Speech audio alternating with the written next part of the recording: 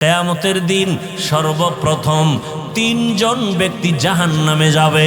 কয়জন? সবার আগে তিনজন জাহান্নামে যাবে সবার আগে।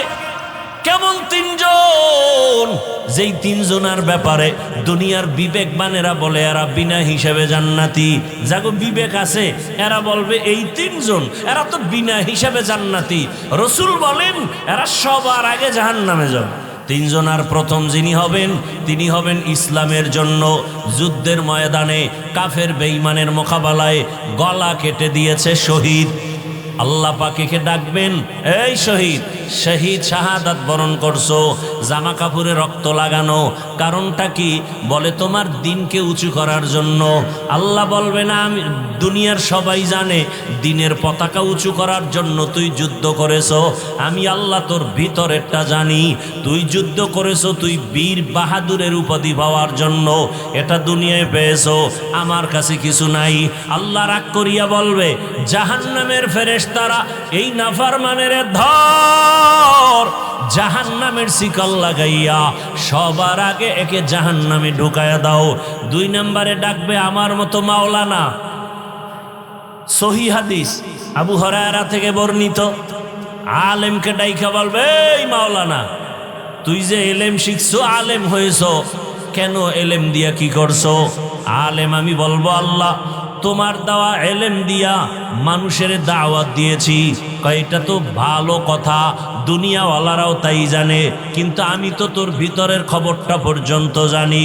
তুই আলেম হইয়া মানুষের দাওয়াত দিছু, হাদিয়ায় উল্টা পাল্টা হলে মনে কষ্ট, নামটা যদি ছোট হয় মেজাজ গরম, আল্লামা না লেখলে মাথা গরম।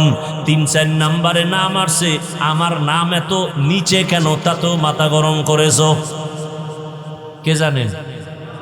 আল্লাহ বলবে, এই মুখোশধারী আলেমকে ধর, জাহান্নামের শিকল লাগাও।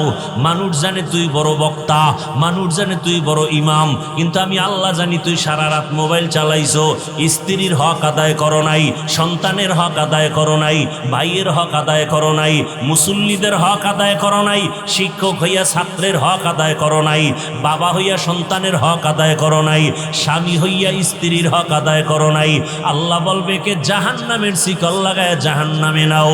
3 নাম্বার ব্যক্তি হবে টাকা পয়সা দান করে যারা মাদ্রাসা করে মসজিদ করে, এগো ধরবে আল্লাহ, এরা দানবীর। আল্লাহ বলবে, এই দানবীরে দিগায়, তোরে আমি গরিব বানাই নাই, হাজারো গরিবের মধ্যে তোরে টাকাওয়ালা বানিয়েছি, বল তোর সম্পদ কি করেছো? আল্লাহ তুমি জানো না, মাদ্রাসায় দিয়েছি, মসজিদে দিয়েছি, কালভার্ট বানিয়েছি, মানুষের কল্যাণে খরচ করেছি। আল্লাহ বলবে, সব জানি, এটা তো দুনিয়াওয়ালারাও জানে, কিন্তু আমি আর একটু বেশি জানি, তোর ভিতরের খবর জানি। কি জানেন আল্লাহ? তুই যে দান করছো 50,000, চায়ের দোকানে বয়ে চাপাবাজি করছো, মসজিদে 50 দিয়া বলছে মসজিদটা আমি কইরা দিছি। এরকম চাপাবাজ আছে না নাই?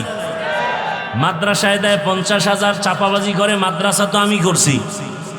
এরপরে আবার দান করার আগে বলে আমারে পোস্টারে প্রধান অতিথি দেওয়া লাগবে, আছে না নাই? হুজুরকে উপরে নাম দেওয়া লাগবে। এই দান করছে, মানুষ মারহাবা না বললে মেজাজ গরম। নাম লেখছে ঠিকই, আলহাজ লেখে নাই, মাথা গরম হয়ে গেছে। কেমন হাজি? আলহাজ না লেখলে মাথা গরম।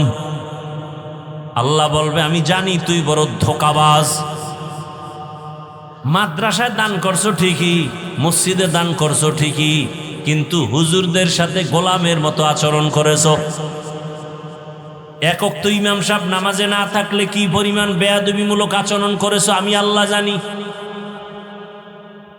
আমি আল্লাহ পাক রব্বুল আলামিন তোর ভেতরের খবর পর্যন্ত জানি। তুই যে টাকা পয়সা দান করছো ঠিক, একদিকে মসজিদ মাদ্রাসায় দিছো, অন্য দিক থেকে সুদের টাকা নিছো, ঘুষের টাকা নিছো, কি নাই এরকম?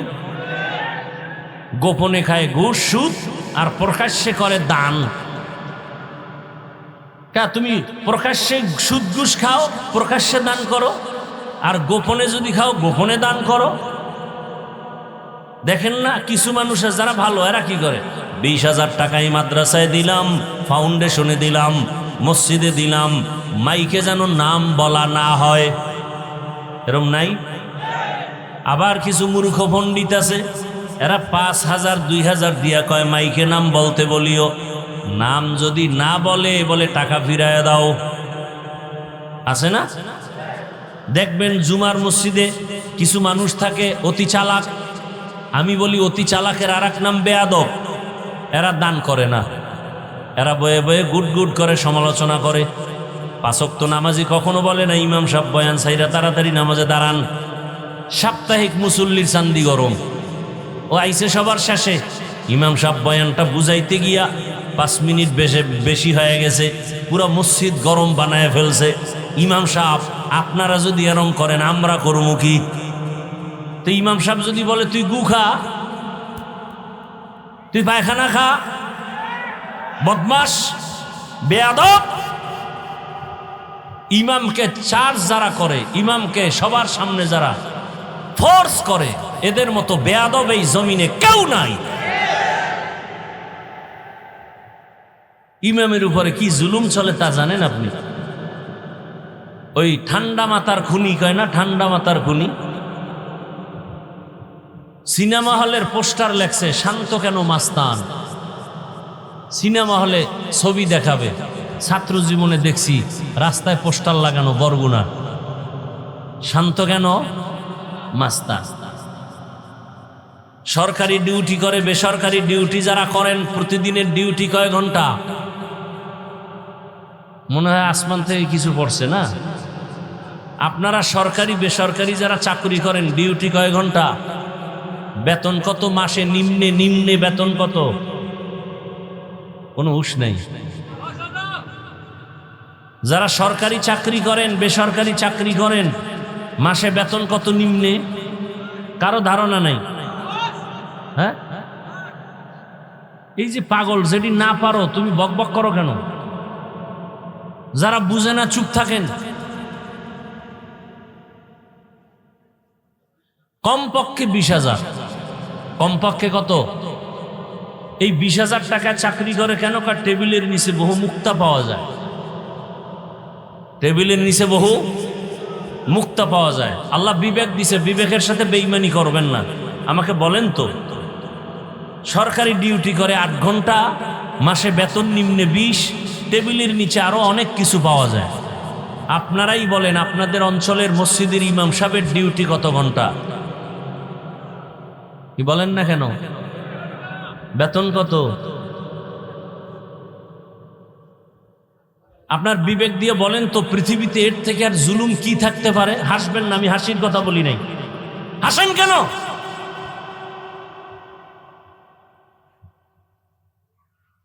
আল্লাহ বিবেক দিছে, একটু হিসাব করেন তো, পৃথিবীতে এর থেকে জুলুম আর কি হতে পারে? কিন্তু কোনোদিন কোনো ইমাম কি প্রতিবাদ করেছে? জুমায় বলছে বেতনের স্কেল বাড়ানো হয়, আসর থেকে সূরা উল্টা দিকে যাবে। বরং ইমাম সাহেবরা কলিজা দিয়ে দোয়া করে, মোনাজাতটা দিলেই বলে আল্লাহ এলাকায় শান্তি দান করেন, কবরওয়ালাদের জান্নাত দান করেন, অসুস্থ রোগীদের সুস্থ বানায় দেন। আয় আল্লাহ মেহেরবানি করে এলাকার ব্যবসায়ীদের ব্যবসায় বরকত দেন, চাকরিজীবীদের চাকরিতে বরকত দান করেন। এরপরেও যারা হুজুর দেখতে পারে না, ওরা আসলে মা বাবার ভালো সন্তান না। মা বাবার ভালো সন্তান কখনো হুজুরের বিরুদ্ধে যাইতে পারে না। আল্লাহর কসম করে বলি যুবক, 200 টাকা লাগবে একটা পেস্টুন বানাবি, 2 ফিট 3 ফিটের পেস্টুন বানায় বানায় বানায় বানায় বাজারের মোড়ে মোড়ে লাগায় দাও। পেস্টুনের মধ্যে লেখো ইসলাম ছাড়ায় জমিনে কোনোদিন শান্তি আসবে না। পেস্টুন বানায় লেখো এই জাতির কলিজার নিঃস্বার্থ বন্ধুই হলো উলামায়ে কেরাম, বাকি সব চান্দাবাজ আর ধান্দাবাজ। উলামায়ে কেরাম ছাড়া জাতির নিঃস্বার্থ বন্ধু নাই, খোদার কসম নাই, সব চান্দাবাজ আর ধান্দাবাজ। তোমারে যদি 500 টাকা দেয়, 1500 টাকা নিয়ে নেয়, তোমার খবর নাই। তোমার একটা ধাঁধা দিয়ে দিছে, 10 টাকা দিলে যদি লাইগা যায় 40 লাখ। কিন্তু যদি লাগে কার কপালে এটা বিস্তারিত বলে নাই। তোমার কপালে লাগবে, জীবনে অন্যদের কপালে লাগে, বুঝাবার সময় নাই। পাগলের মতো দৌড়াচ্ছেন। হ্যাঁ, হুজুর আপনারা খালি বয়ানি করেন, আমগো কি দিছেন? অথচ গ্রামীণ ব্যাংক অন্য সংস্থাগুলো আমগো টিনের ঘর দেয়, চায়ের দোকান উঠায় দেয়। আর টের পাও না কত দানে কত চাল, মরিয়া যাওয়ার পরে লাশও কবরে নেয় না। সংস্থার লোকেরা গিয়ে কয় কিস্তি আছে 13টা আদায় কর, তারপরে লাশ কবরে ঢুকা। এবার কেমন লাগে? হারামে কোনো আরাম নাই। হারাম টাকা দিয়া 10তলা বিল্ডিং করছে, এখন বিল্ডিং থুইয়া জঙ্গলে দৌড়ায়। হালাল টাকা দিয়ে বিল্ডিং করলে কেউ দখল করতো না। রাতারাতি আঙ্গুল ফুলে কলা গাছ, রাতারাতি শেষ। তুফানে আসছে, তুফানে গেছে। হালাল টাকার জিনিস কখনো ধ্বংস হবে না।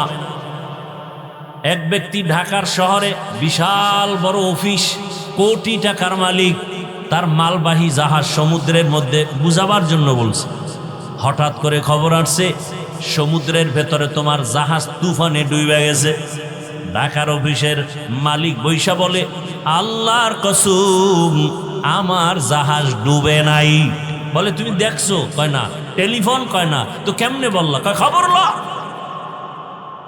খবর নিয়ে দেখে সমুদ্রের ভেতরে মালবাহী অন্যের জাহাজ ডুবেছে, এই ব্যক্তিটা ডুবে নাই। দৌড়ে গিয়ে কয়, ভাই ঠিকই আপনার জাহাজ ডুবে নাই, তবে জানতে চাই কসম খায়া বললেন কিভাবে? বলে রসুলের তাবিজ ব্যবহার করি। রসুলের স্পষ্ট কথা, যারা মালের সঠিকভাবে যাকাত দিবে তার মালকে আল্লাহ ফেরেশতা দিয়া হেফাজত করবেন।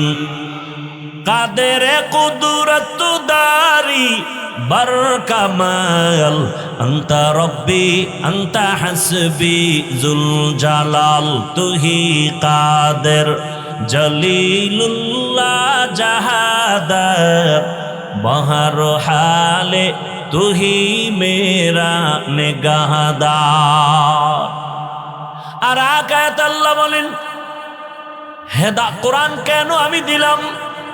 ওয়ানুনাজ্জিলু মিনাল কুরআনি মা হুয়া শিফাউ ওয়া রাহমাতুল লিল মুমিনিন। আমি কোরআন থেকে দিলাম ঔষধ। কি দিলাম? হেদায়েতের জন্য ঔষধ দিলাম।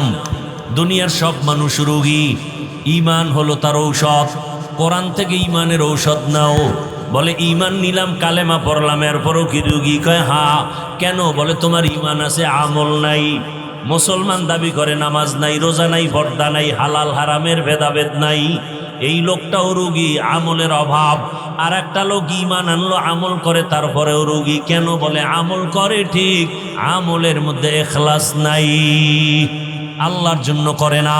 মানুষকে দেখানোর জন্য বয়ান, মানুষকে দেখানোর জন্যই মসজিদ, মানুষকে দেখানোর জন্যই দান সদকা, মানুষকে দেখানোর জন্যই নামাজ পড়ি, মানুষকে দেখানোর জন্য ব্যবসা করি, মানুষকে দেখানোর জন্য আমি দুনিয়ার সব কাজ করতেছি।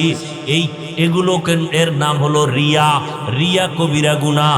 রিয়াকে দূর করার একমাত্র ব্যবস্থাই হলো ইখলাস। ওয়ামা উমিরু ইল্লা লিয়াবুদুল্লাহা মুখলিসিনা লাহুদ্দিন। আল্লাহ বলেন ইখলাসওয়ালা আমল আমার কাছে বড় দামি, চাই সেটা ছোট হোক, আমি তাকে মাফ করে দিব ছোট আমলে। ঘটনা প্রায় সময় বলি, এক আল্লাহর বান্দি, নারী না পুরুষ, এক আল্লাহর বান্দি মহিলা, জীবনে এমন কোনো গুনাহ নাই, করে নাই। গুনাহ করতে করতে এলাকার সব মানুষ তাকে ঘৃণার নজরে দেখে, ওই মহিলা বড় খারাপ, ওর নাম নিও না। সবার কাছে ঘৃণার পাত্রই হয়ে গেল। এমন একজন নারী রাস্তা দিয়া হাইটা যায়, হঠাৎ করে তাকায় দেখে রাস্তার পাশে একটা কুকুর পানির পিপাসায় কান্না করে। মহিলার অন্তরে মায়া লাগছে। জাহান্নামী নারী কুকুরের কান্না দেইখা পাগল হয়ে গেল। কোথায় একটু পানি পাই। খুঁজিয়া খুঁজিয়া পানির একটা কূপ পাইল। পানির কূপ থেকে পানি উঠাবে, দেখি উঠাবার পাত্র নাই, পানি নিচে। হঠাৎ করে ছিল পায়ের মধ্যে চামড়ার মুজা, চামড়ার মুজা খুলিয়া মুজার মধ্যে পানি উঠাবে, কিন্তু দেখে মুজার নিচে পানি নাগালে পাওয়া যায় না। আল্লাহর বান্দি পেরেশান হয়ে গেল। আরে আমি তো এই কাজটা করে যাই, কুকুরকে একটু পানি পান করাই, জীবনে তো ভালো কাজ করতে পারি নাই। এইবার চিন্তা করলো মুজা দিয়া যেহেতু পাই না, কি করা যায়। এবার মাথায় ছিল বড় একটা ওড়না। আল্লাহর বান্দি ওড়নাটা খুলিয়া এক মাথা মুজায় বেঁধে পানি উঠাইয়া এরপরে মাথায় বাকি অংশ পেঁচাইয়া চলে গেল কুকুরের কাছে, মুজার থেকে পানি পান করাইল।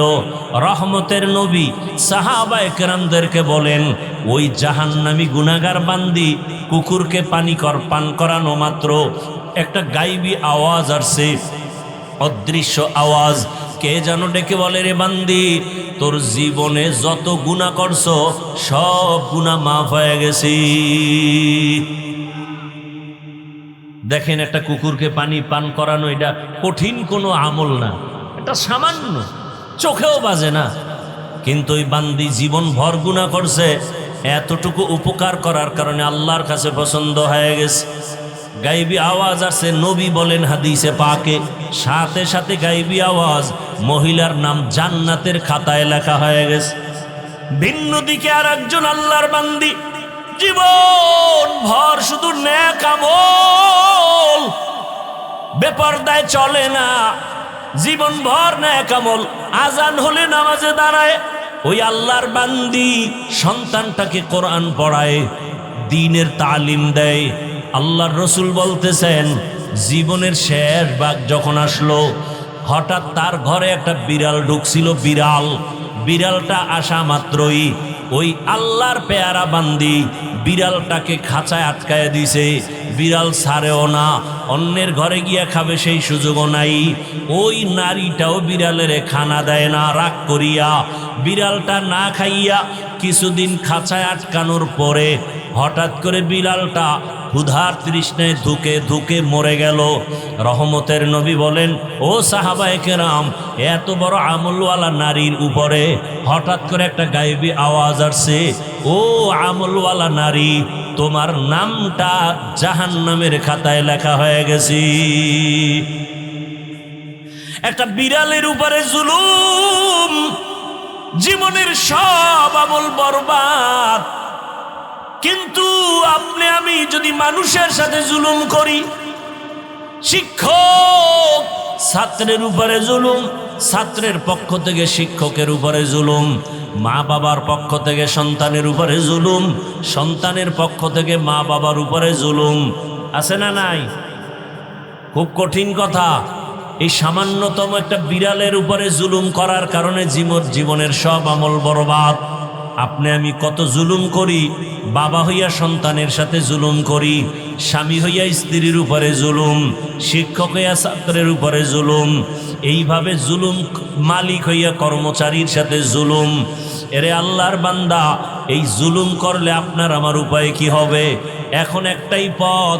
আল্লাহ বলেন, আমি তওবার দরজা খুলে দিলাম। আল্লাহ হেদায়াতের জন্য কোরআন দিলেন। কোরআন হলো ঔষধ।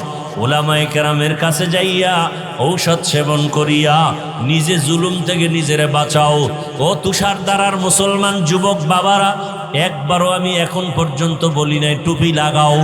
আমি এতক্ষণ বয়ান করতেছি, একবারও বলি নাই দাড়ি লাগাও, একবারও বলি নাই তুমি স্কুল সারিয়া মাদ্রাসায় যাও, একবারও বলি নাই তুমি আমার মতো হুজুর হও, একবারও বলি নাই তুমি চাকরি ছেড়ে দাও, ব্যবসা ছেড়ে দাও। বরং আমি সারা দেশেই বলি, ও আমার কলিজার যুবক বাবারা, স্কুলে থাকো, কলেজে থাকো, চাকরি করো, ব্যবসা করো, কোনো সমস্যা নাই, কোনো বাধা নাই। বরং আমি দোয়া করে যাচ্ছি, আখিরি দোয়া করবেন মুফতি সাহেব হুজুর দামাত বারাকাতুহুম। বলে গেলাম যুবক বাবারা, আপনারা স্কুলে পড়েন, কলেজে পড়েন, লেখাপড়া করিয়া অন্তর থেকে দোয়া করি ডাক্তার হয়ে যান, ইঞ্জিনিয়ার হও, প্রফেসর হও, পারলে তুমি ওসি ডিসি এসপি হও, এমপি হও, মন্ত্রী হও। তবে ছোট দাবি বেয়াদব হইও না। বলবা হাফিজ ভাই ডাক্তার হব বেয়াদব হব না, কথার ব্যাখ্যা কি? ব্যাখ্যা হলো 3 জায়গায় বেয়াদবি করলে মরার আগে তোমার জীবন নষ্ট হয়ে যাবে, ধ্বংস হয়ে যাবে। 1 নাম্বার জায়গা মা বাবা। তুমি যত বড় শিক্ষিত হও না কেন, মা বাবার সাথে বেয়াদবি করে যদি বরদোয়া নাও, আল্লাহর কসম মরার আগে তোমার জীবন পঙ্গু হয়ে যাবে।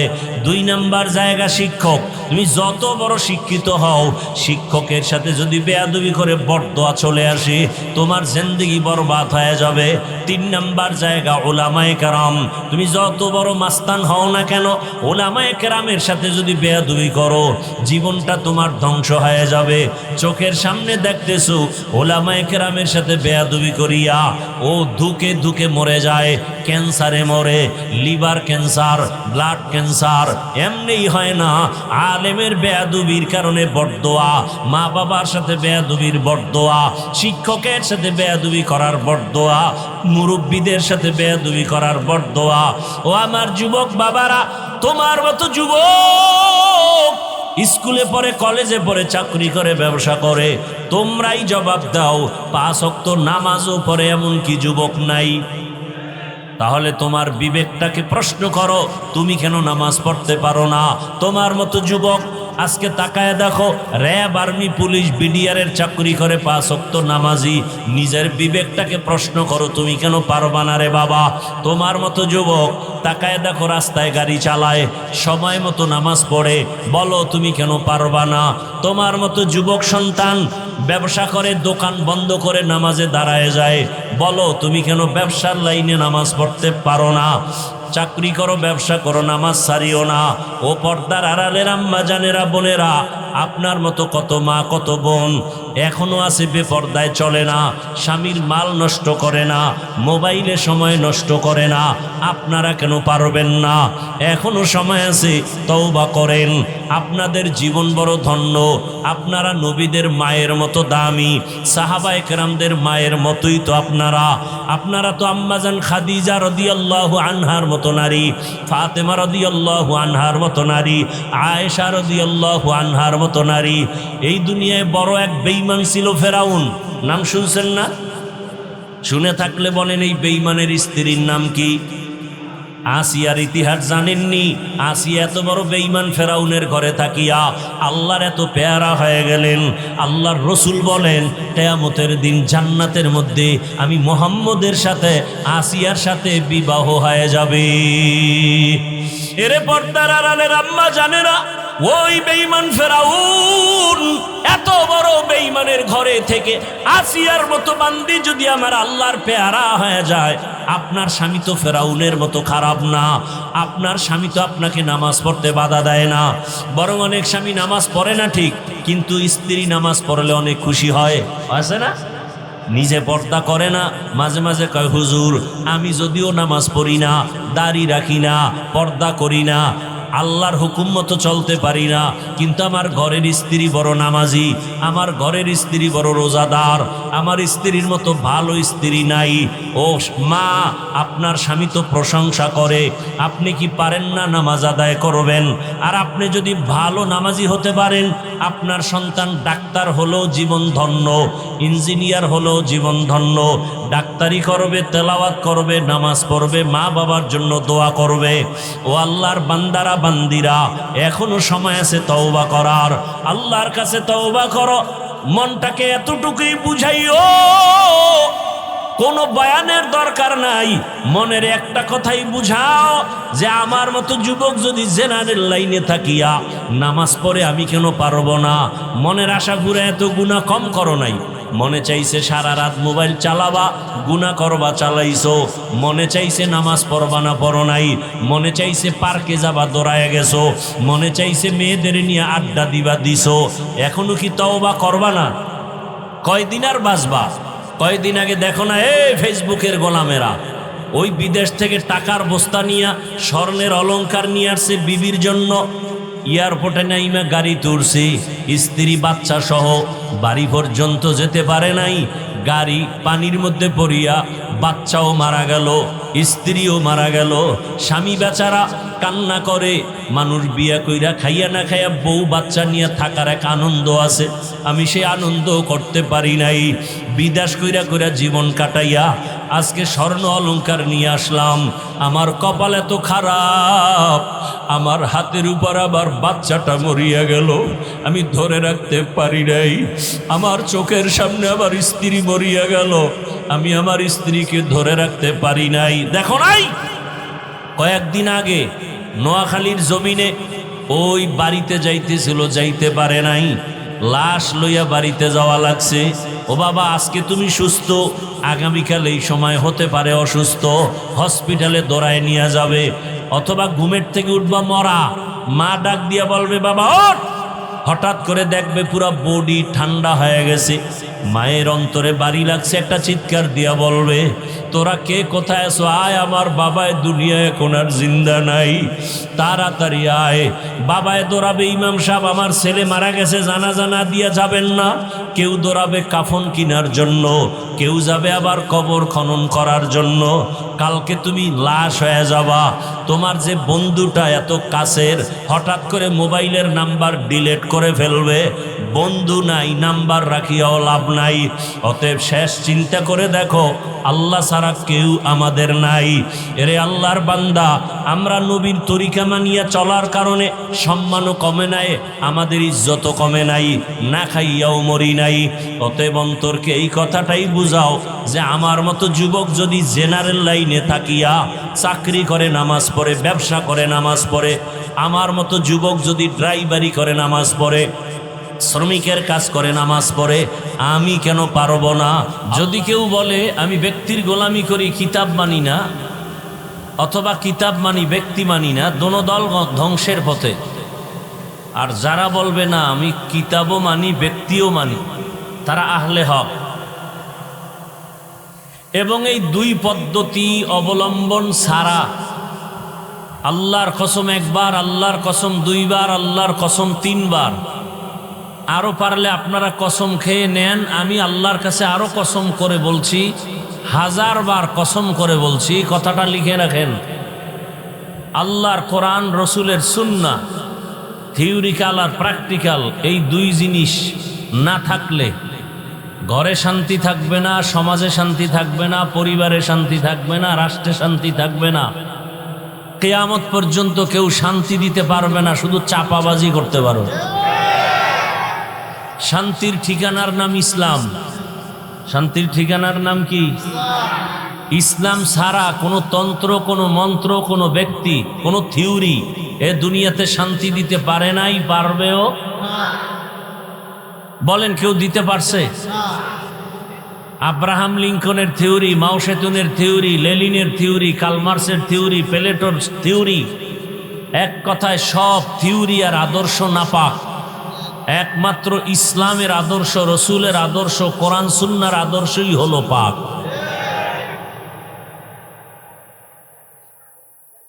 এ কথা অনেকে বুঝে কিন্তু মানে না। কারা মানে না? সমাজের চরিত্রহীন দুর্নীতিবাজরা মানে না। কারণ ইসলাম আসলে সবাই দেখবেন, আমাকে বক্তাদের আগে অনেকে বক্তব্য দেয়, বলে হুজুরদের কথা শুনলে হবে না, আমল করতে হবে। এরপরে বলবে ইসলাম শান্তির ধর্ম, মুহাম্মদ সাল্লাল্লাহু আলাইহি সাল্লাম শান্তির দূত, সব বলে, অথচ মানে না। কেন মানে না? মানতে গেলে চোরের চুরি চলবে না, ইসলাম মতো চলতে গেলে দুর্নীতিবাজ দুর্নীতি করতে পারবে না, জালেমরা জুলুম করতে পারবে না। এজন্য ইসলামের বিরোধিতা যারা করে, হয়তো জালেম, দুর্নীতিবাজ, না হয় চোর ডাকাত, এরা ইসলাম চায় না। আর ভালো মানুষ বলে না ইসলাম দরকার শান্তির জন্য, যেখানে কোনো বৈষম্য থাকবে না। ইসলাম এমন এক শান্তির ঠিকানা যেখানে গালাগালি নেই, মিথ্যা নাই। তবে এখানে একটা পাঠ করে রাখছে গোটা দুনিয়াতে, বিশেষ করে আমার মুসলমান সমাজে টোটাল একটা পাঠ। কি পাঠ? আগুন আর পানির মতো।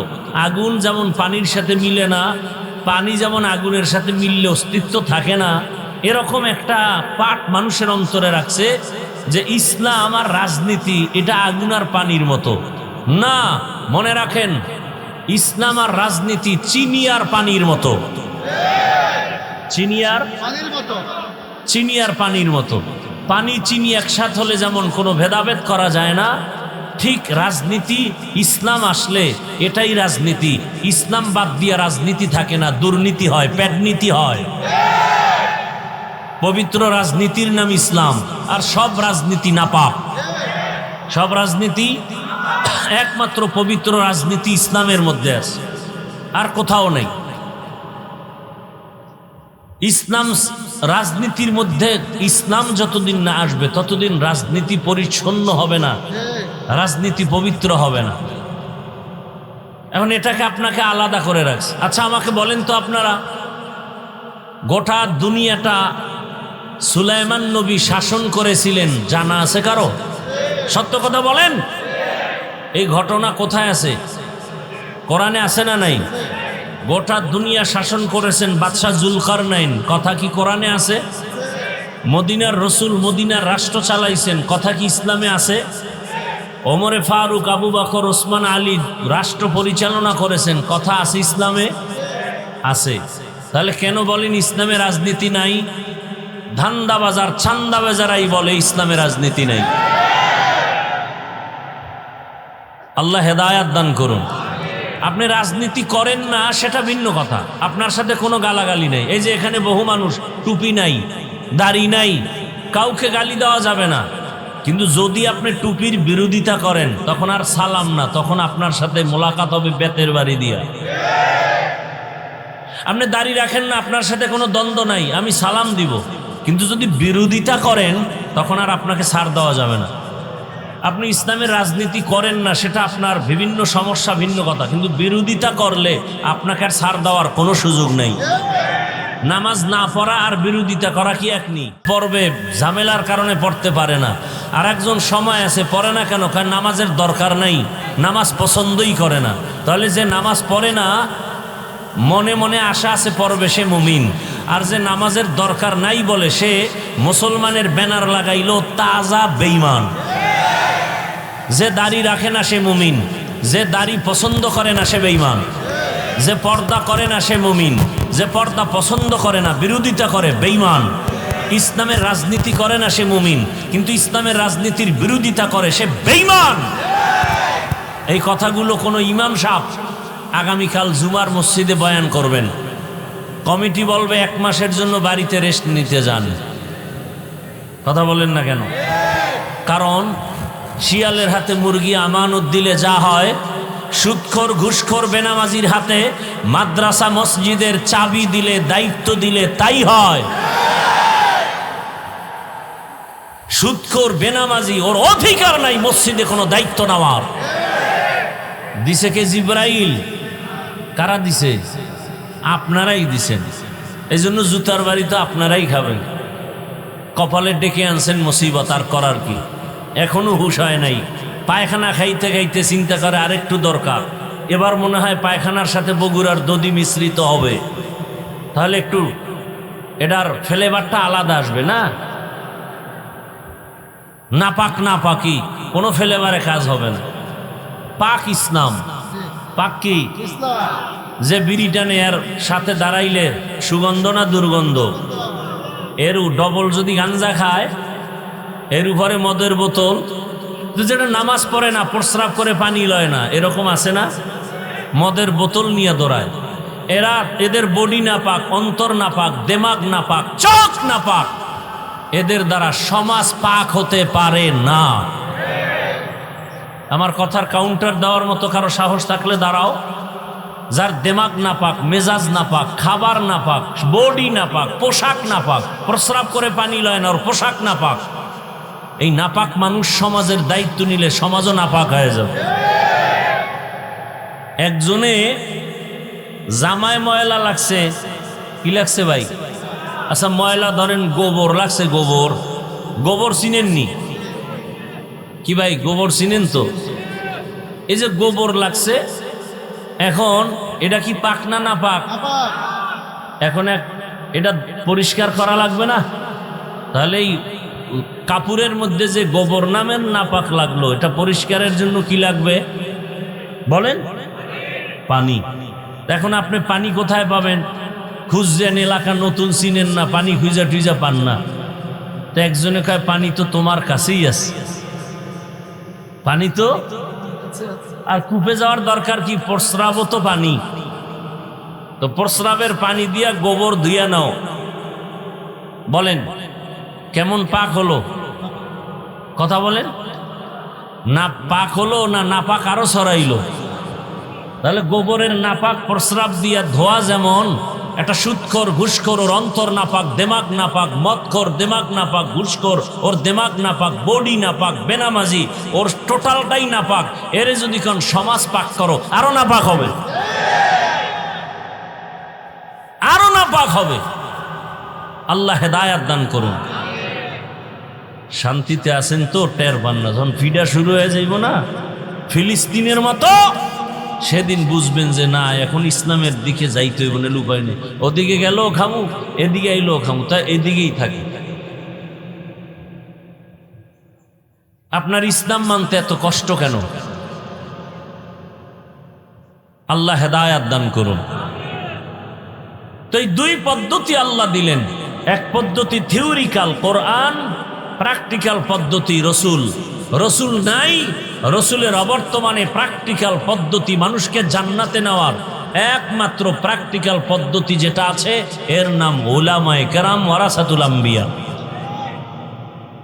আর কোনো শান্তির পথ নাই। কোরআন, ওলামায়ে কেরাম, কোরআন সুন্নাহ, ওলামায়ে কেরাম, এই দুই পথ ছাড়া শান্তির পথ জমিনে কোথাও। আল্লাহ পাক কোরআন, এই ইকো বন্ধ করো, পারলে রিভাব দাও, নাইলে বন্ধ রাখো, ইকো দিও না। আল্লাহ পাক এদিকে ইঙ্গিত করে বলেন আমি কোরআন দিলাম কেন? আল্লাহ বলেন হুদাল্লিল মুত্তাকিন, আলিফ লাম মিম যালিকাল কিতাবু লা রাইবা। এই এতটুকু আলোচনা করলে অনেক, এটা বাদ, শুধু হুদাল্লিল মুত্তাকিন এই শব্দটার আলোচনা করতেছি। আল্লাহ বলেন আমি কোরআন দিলাম কেন? যারা আল্লাহকে ভয় করে এদেরকে পথ দেখাবে, জান্নাতের পথ, হেদায়েতের পথ। হুদাল্লিল মুত্তাকিন। প্রশ্ন এখানে জটিল। যারা আল্লাহকে ভয় করে এদেরকে কোরআন পথ দেখাবে, এটা কেমন কথা? এদেরকে কোরআন হেদায়াত করবে। আরে যারা আল্লাহকে ভয় করে এরা তো হেদায়েতের উপরেই আছে, এদেরকে আবার কিসের হেদায়াত করবে কোরআন? আল্লাহকে ভয় করে এর ডেফিনেশন কি? যে সবাই আল্লাহকে ভয় করি। আপনারা এখানে যারা বসা আছেন সবাই আল্লাহকে ভয় করেন না? ভয় করেন বিদেই তো নামাজ পড়েন না।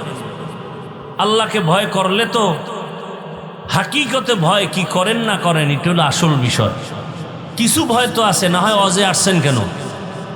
হাকিকতে আসলে আল্লাহর ভয় কি? আমি উদাহরণটা এভাবে দিই। সন্তান মা বাবাকে ভয় করে, প্রমাণ হলো মা বাবার সামনে অন্যায় করে না। কেন? বলে শাস্তির ভয়। অন্যায় করলে মা বাবা আঘাত করবে, বেতের বাড়ি দিবে। ছাত্র শিক্ষকের ভয় করে, প্রমাণ কি? বলে শিক্ষকের সামনে ছাত্র অন্যায় করে না। কেন? ভয়টা কিসের? বলে শাস্তি দিবে, বেতের বাড়ি দিবে। ঠিক দুনিয়াতে যারা আসলে আমার আল্লাহকে ভয় করবেন ওই বান্দা বান্দি গলায় ছুরি লাগাবে, দাড়ির মধ্যে ছুরি লাগাবে না। যদি লাগায় বোঝা যাবে তার মধ্যে হাকিকতে আল্লাহর ভয় এখনো আসে নাই। যে সাপকে ভয় করে সে সাপ ধরবে? কথা বলেন না কেন? বরং সাপ যেখানে থাকে সেখানেও যায় না, সন্দেহ যদি থাকে।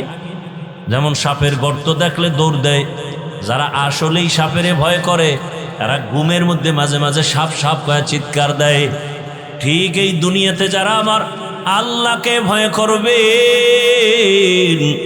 ওই বান্দা গুনার কাছে যাবে না। কয় ওখানে গেলে গুনাহ হবে? কয় না, হবে না। কয় না, কেমন কেমন যেন লাগে। যদি গুনাহ হয়ে যায় আমি আল্লাহর কাছে কেমনে দাঁড়াবো? আমি আল্লাহর কাছে অপরাধী হয়ে যাব।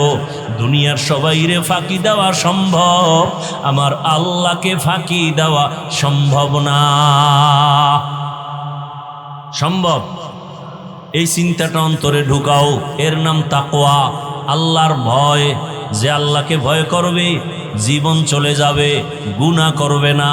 যে ছাত্র শিক্ষকের ভয় করবে ওই ছাত্র ওস্তাদের সামনে অন্যায় করবে না।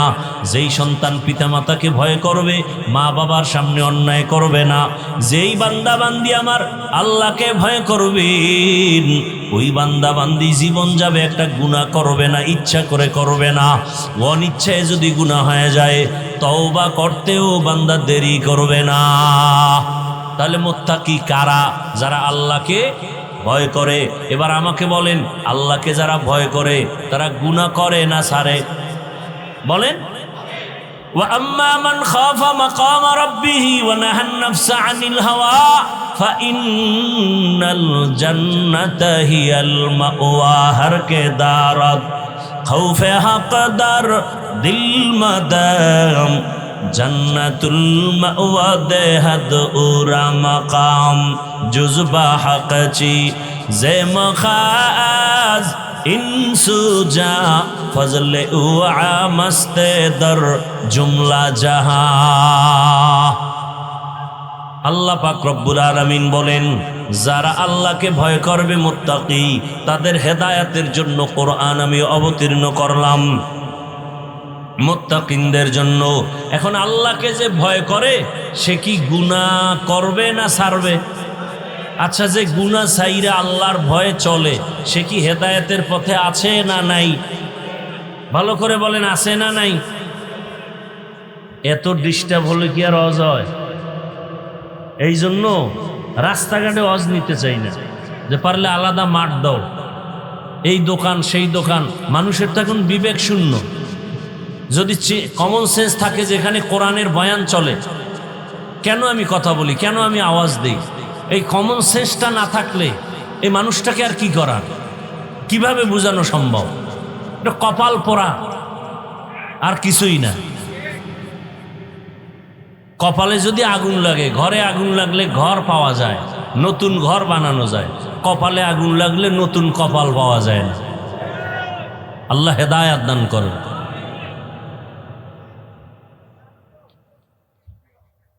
এক মহা মুসিবত। আমরা তো বয়ান করি আল্লাহর মোহাব্বত নিয়ে, একটা লোক দাঁড়াইলেও মাথা গরম হয়ে যায়, কারণ ওই নিয়তে করি। দেখিনি আল্লাহ একটু রহমতের বৃষ্টি দিয়া কারো দিলের উপরে যদি আসে, একটা দিলের উপরে যদি কলবের উপরে রহমত আসে, কলবের সাথে সবার কলব মালামাল হয়ে যাবে, রহমতে ভরপুর হয়ে যাবে। আমরা তো এই নিয়তে বয়ান করি, হাতে পায়ে ধরে বয়ান করি, বিনয়ী হয়ে বয়ান করি। এই জন্য একটা মানুষ উঠে গেলেও কষ্ট লাগে, যে পরিবেশ মানুষের অন্তরের বিঘ্নতা শুরু হয়ে যায়। আমরা তো ওই সমস্ত আল্লাহওয়ালাদের থাপ্পড় খেয়ে এখানে বসছি, যাদের সামনে একটা পান কেউ খাইতে পারতো না। আর আমরা তো বসে বসে বাদাম চাবাই, চানাচুর চাবাই, বক্তাও পান চাবাইতেছি, বয়ান করতেছি, শ্রোতারাও খাইতেছে, চা পান করতেছে, বয়ান শুনতেছে, কেউ হাঁটতেছে, কেউ চলতেছে। এভাবে বয়ান হয় না। বাকি বাংলাদেশ তো সম্ভাবনাময় দেশ, এখানে সবই সম্ভব। আকামও সম্ভব, ভালোও সম্ভব। এটা এমন এক সম্ভাবনাময় দেশ যে মেয়েকে নিয়ে বাবা হোটেলে থাকে, আর বাবায় বলে তুই আমার আজকে মেয়ে না, তুই আমার কাছে স্ত্রীর সমতুল্য। এ সোনার বাংলার খবর। এজন্য বলি এটা সম্ভাবনাময় দেশ, সবই সম্ভব। আকামও সম্ভব।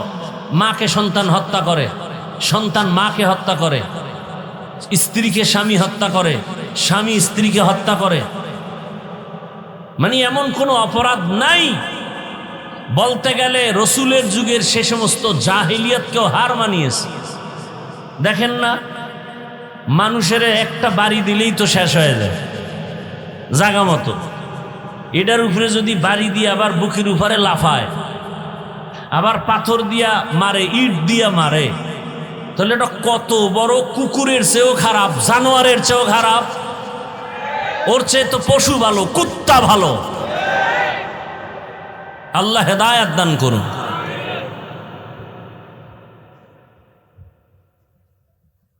বড় আজীব। থানায় লোক নিয়ে যায় ধইরা পুলিশে বেতের বাড়ি দেয়, কান্নাকাটি নেই, এমন ফিডা দেয়, এরপরও কাঁদে না। আর কোরআন ও হাদিসের বাগানগুলো এত সুন্দর যে আল্লাহর খাস ওলিরা যখন বয়ান করে ওই জাহেল পেছনে বসে কান্না করে। তো পুলিশের বেতের বাড়িতে কাঁদে না, কোরআনের বাগানে বসে কাঁদে, ওরে মারলো কে? তাহলে ওটা তো সেই প্যান্ডেল। আল্লাহ হেদায়াত দান করেন। যালিকাল কিতাবু লা রাইবা ফীহি হুদাল লিল মুত্তাকিন। যারা মুত্তাকি, আল্লাহকে ভয় করে, গুনাহ ছাড়ে, এরা তো হেদায়েতের উপরে আছে, এ কারণেই তো তাদের উপাধি মুত্তাকি। এদেরকে আবার আল্লাহ কেন বললেন হুদাল লিল মুত্তাকিন? কোরআন মুত্তাকিনদেরকে হেদায়াত করবে। এরা তো আগের থেকেই হেদায়েতের উপরে আছে, তাহলে কিসের হেদায়াত করবে? প্রশ্ন। দ্বিতীয়, আল্লাহ কোরআনের আর এক আয়াতে বলেন, আমি আল্লাহ কোরআন কেন অবতীর্ণ করলাম? শাহরু রমাদানাল্লাযী উনজিলা ফীহিল কুরআন হুদাল লিন্নাস ওয়া বাইয়িনাতিম মিনাল হুদা ওয়াল ফুরকান।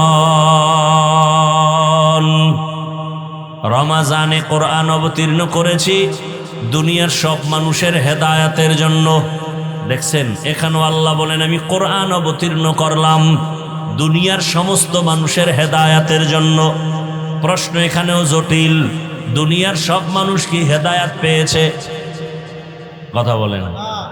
আরে দুনিয়ার সব মানুষ বাদ দেন, এই প্যান্ডেলে আমরা যারা বসে আছি আমরাও তো পূর্ণ হেদায়াত পাই নাই। পাইছেন?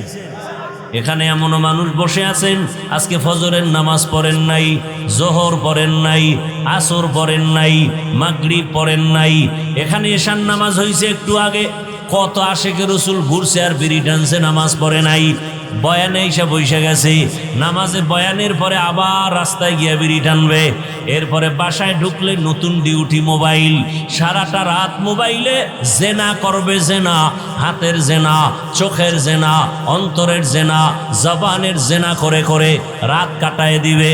কখন 2টা বাজে খবর নাই, রাত কখন 3টা বাজে খবর নাই। ফজরের আজান হয়ে যায়, আজানের আগ মুহূর্তে এমন ঘুমের চাপ, মোবাইলটা পড়ে থাকে, সে ঘুমায় যায়। 10টা 11টা 12টা পর্যন্ত ঘুমায়। সারা রাত বান্দা জেনা করে করে কাটাইলো মোবাইলে, বোঝা গেল হেদায়েত পেয়েছে? বলেন। আল্লাহ বলেন আমি কোরআন রমাজানে দিলাম সারা দুনিয়ার মানুষের হেদায়েতের জন্য। কিন্তু প্রশ্ন, হে মালিক, সারা দুনিয়ার মানুষ দরকার নাই, তুষার দ্বারার মানুষ কেন পূর্ণ হেদায়েতে নাই? অনেকে ভাবে আমি হাফিজুর রহমান, আমি মজার বয়ান করি, আমার মতো হেদায়েতওয়ালা কেউ নাই। আমি কেন্দ্রীয় মসজিদের খতিব, আমার মতো ভালো মানুষ কেউ নাই।